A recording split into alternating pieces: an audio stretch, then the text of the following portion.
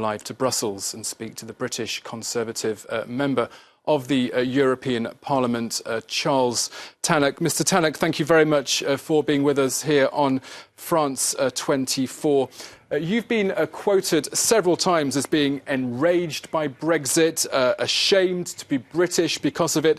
If I can quote one of your Tory colleagues in Westminster, Mr. Philip Davies MP, he's been saying that you should stand down in light of your views. What is it about this divorce that's made you so angry?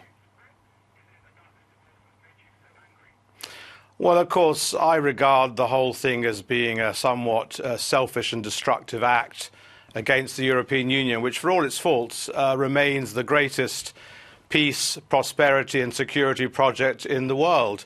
And the arrogance and the kind of British exceptionalism that was demonstrated after what was, after all, a fairly narrow victory on a strange franchise which denied my British mother living in Paris, for instance, the vote, denied my European Union citizen wife the vote, and based on a whole series of false promises and lies. And we now also see possibly even manipulation of the social media via Facebook by these stories now coming out about Cambridge Analytica being involved in colluding with other Leave groups. You do wonder where the strong mandate is for such a hard Brexit. I had always hoped from the beginning that Britain would have stayed as close as possible to the European Union, stayed in the single market, stayed in the customs union. But unfortunately, Mrs May made it very clear from the beginning that Britain had to have a hard Brexit, leave the single market, leave the customs union. And the tone and the rhetoric at the beginning was very hostile, talking about go whistle for your money, Mr Boris Johnson said. Liam Fox, the International Trade Secretary, said that the European Union citizens living in the United Kingdom were the best negotiating asset, i.e. bargaining chip in the negotiations. This kind of rhetoric set a very hostile tone against the EU27. The very fact that still the media refer to the Brexit war cabinet as if Britain was at war with its closest partners.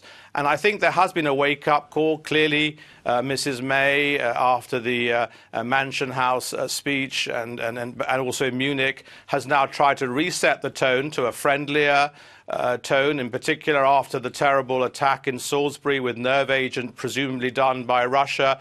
She was very grateful for the solidarity shown by countries like France, Germany and most of the EU member states. And so there is a wake-up call now that perhaps the earlier tone was really unhelpful. And now, of course, Britain would like to have this deep and special partnership. But I'm very doubtful it's possible. I think given the fact that we have all these red lines, no supervision by the European Court of Justice, no freedom of movement, no long-term payments into the budget, that we're going to end up with a deal a little bit like Canada, a third country free trade deal, which won't be really good enough. And I think that the British economy will suffer.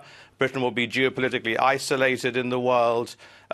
Older people, we discover now, may not even have access to the European health insurance card, which will mean that some of them won't be able to travel. All sorts of things are coming up. Euratom, leaving Euratom, for instance, the fact that medical radioisotopes might not be able to be delivered for cancer treatment as quickly as possible. There'll be huge hold-ups at the borders. It will affect Calais in France as well as Dover. All sorts of problems are being exposed almost daily that weren't really thought about during the campaign. I made all sorts of noises during the campaign, particularly about Ireland. I'm a dual Irish-British citizen. I'm personally lucky I survive as an EU citizen, but that will be denied. The same rights that I will have and my children will have as dual nationals will be denied to millions of young Brits who will no longer have the freedom to move, study, work, live across the whole of the continent like my generation had. It's 44 years of working together to construct a project being untangled. And I think that's very, very sad and very distressing. And so that's why some of the rhetoric, some of the tone, some of the kind of nationalism that it has unleashed, particularly against EU citizens living in Britain, is really unacceptable. That's why I felt ashamed. I don't care what Mr Davies has said. I'm not standing down. I'm going to stay here to complete my mandate to the end of the 5-year term I was elected for. I represent London. London voted a majority to remain. My constituents want Britain to remain in the European Union. So I am fulfilling my mandate within the European Parliament, representing those who voted to remain, and I'll keep on making the case until the very last day as an MEP here in Brussels. Charles Tannock, the Conservative MEP there in Brussels, thank you very much for your perspective on Brexit, which is, of course, 1 year away now. The UK set to leave the European Union on the 29th of March 2019. Thank you very much.